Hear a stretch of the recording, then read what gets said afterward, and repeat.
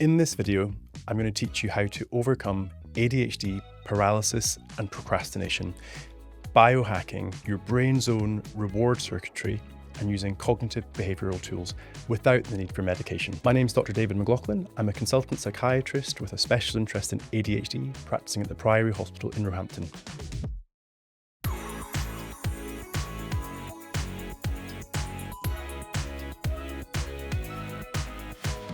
So what are the differences between the brains of people who have ADHD and the brains of people who are more neurotypical? Well, one of the things is the frontal lobe, and the frontal lobe is involved in a lot of our executive planning. So things like prioritizing tasks, planning those tasks, predicting how much time a task will take, and also even our experience of time. And so what this means in the context of ADHD is that some tasks can look overwhelming. They can seem really, really daunting and intimidating. And that's because it's more difficult for people with ADHD to break down a big task into the smaller subcomponents. The other thing is that because of the differences in the way that people with ADHD experience reward, some of these tasks can feel really, really boring, and it can feel like it's going to be an incredibly painful, difficult task to complete. And that puts people off doing those tasks.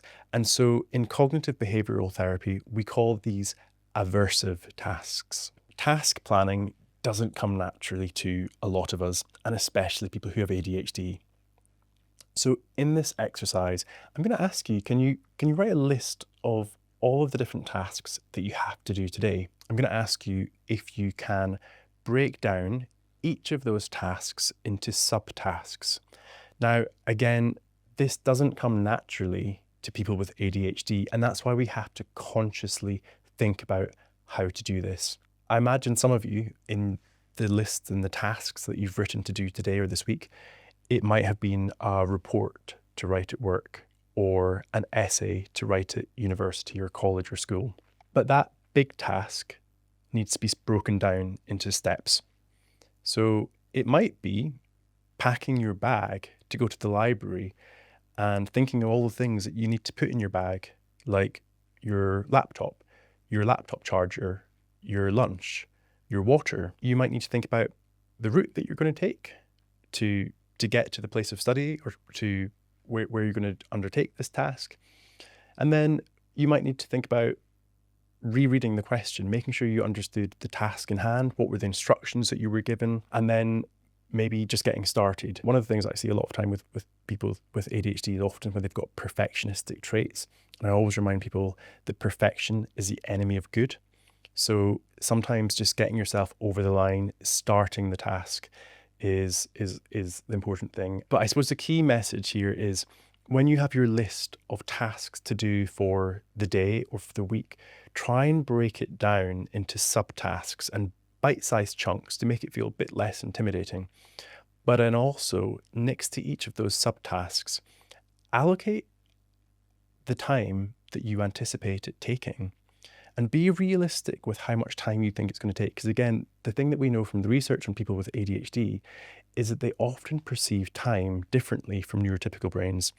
And they often underestimate the amount of time that it's going to take them to complete a task. And part of that's because of the difficulty with breaking down a big task into smaller subcomponents. The other thing that I would recommend about creating this list of tasks is to make the tasks SMART. Now, what I mean by that is it's an acronym. So making the task specific, making the task measurable, making the task achievable, making the task relevant, and also making the task timely. For example, one of my tasks this week is to get fit, but that's not a very smart task. It's not very specific. It's not very measurable. It's not very achievable necessarily. It's not relevant to what I'm doing right now, and there's no time constraint. So a much more smart task would be to say, I'm going to become fit enough that I can run 5 kilometers around the park without getting out of breath or without stopping. I'm going to measure that by, the amount of the distance I'm going to be able to run and the time which I can run it in. The achievable, 5 kilometers is achievable. It's relevant because it's relevant to getting fitter and healthier, and it's timely. And I've given myself a week within which to achieve that task. So with your tasks on your list, make sure that you're thinking about those tasks in a smart way. The next step is getting more effective task prioritization skills. This is something that people with ADHD really struggle with because often they're drawn to tasks which are the most urgent or the most rewarding, but that's not always the best way to prioritize tasks. So I'm going to ask you to create something called the Eisenhower Matrix. Now, on one axis, it's a scale of how important a task is, and along the bottom axis, it's about how urgent the task is. And then I want you to divide that into 4 quadrants. You'll end up with a box for tasks which are important and urgent, important but not urgent, not important but urgent, and not important and not urgent. Now, this is a much more effective way to prioritize tasks, and I'm going to give you some nice examples of how to decide what quadrant, what box to put each of your tasks into. So the most critical quadrant to prioritize is this quadrant of tasks which are important and urgent. Anything in your list which is a really important task for work or education or your family life, and that has a sense of urgency that needs to get done with significant consequences if it's not achieved, put it in this box. The second box, which people with ADHD often forget about, is tasks which are important but not necessarily urgent. So an example of this might be laundry, because doing laundry is really important so that we have clean clothes to wear. But because the deadline is looser, it's not really fixed, there's less urgency with this kind of a task. And often it's tasks like this in ADHD which they build up and they get forgotten about. The other thing to remember about this box as well is it may not be urgent right now, but if you forget about it, it's going to be urgent in the future. And it catches up with people, and this is where things can get overwhelming. And you get this kind of snowballing effect of more and more important tasks that were previously not urgent, but they become urgent, and that's where it's a bit overwhelming. So don't forget about this box. It's the important but not urgent tasks. Now, the third box, which is tasks which are not important but urgent, is the one that catches a lot of my patients with ADHD, and it steals their time. This is like the time thief box. Because again, people who have ADHD are really, really responsive to this sense of urgency, even if the task isn't important. This could be tasks like answering the phone to an unknown number, or responding to a message that somebody sent you over social media, or Instagram, Facebook, or attending a meeting that you don't really need to be at. But if somebody's put it into your diary at the very last minute, it's got this sense of urgency and you feel like you've got to do it right now. And if you don't do it right now, you're going to let people down. You want to be a team player and you want to please everybody around you.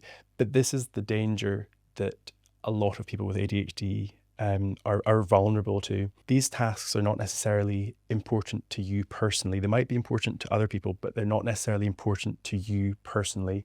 But there's a sense of urgency, and they can really distract you and steal your attention away from other tasks which are more important and maybe even more urgent. Now, the fourth quadrant, or the fourth box, is tasks which are not important and not urgent. Often these tasks are things which are actually fun to do. They might be easy tasks as well. And so that's why they're distracting. So some examples might be things like reorganizing your wardrobe, or maybe doing some DIY in the house, decorating, repainting the attic room, painting your toenails, trimming your beard, like the example that I gave earlier. These are tasks which are not really important, not really urgent, but they might have some sort of a pleasurable or rewarding association. And again, this is one of the danger boxes, the danger quadrants for people with ADHD, and they've often find themselves being distracted by these rewarding or easy tasks, which are not important and not urgent. Now that you have created this list of tasks that you've planned, that you have prioritized, you're maybe looking down this list and you're thinking, oh, there's still one or two of these tasks that I really don't want to do. They still feel really overwhelming. So this is the point where we teach you how to hack your brain's own reward circuitry so that those aversive tasks, which seem really unpleasant, really painful, become a bit more pleasurable and easier to do. So the first approach is pairing a painful or aversive task with a pleasant task. Now, think of this a bit like sugarcoating a bitter pill, making it easier to swallow and a more pleasurable experience. In order to do this, to pair the pleasurable task with the painful task, we need to have a list of pleasurable tasks that are ready for us to draw upon when we need them. So think about all the things that you enjoy doing. What makes you happy? What gives you a bit of a buzz? What helps you to relax, to unwind? And again, have this list that's ready to go to so that in the moment of need, you've already done the preparation work. But next to those lists of pleasurable activities, also write down how long that activity might take. So if it's a series or an episode on TV, maybe that's 45 minutes. If it's walking your dog, maybe it's half an hour. If it's listening to some music, like your favorite track from your favorite album, it might be 5 minutes.